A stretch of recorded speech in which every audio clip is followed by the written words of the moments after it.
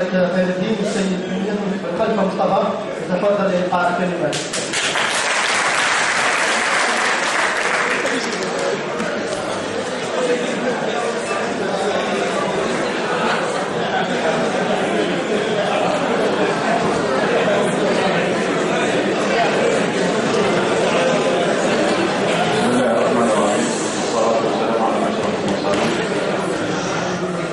نشكر المنظمة الوطنية للطلبة الجزائريين على شعارها وعقدنا العزم أن تحيا الجزائر، ثم نشكرها على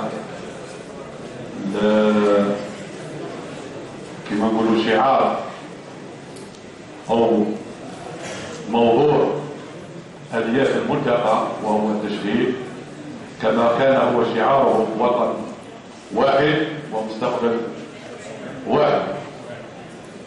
إذن بدون إطالة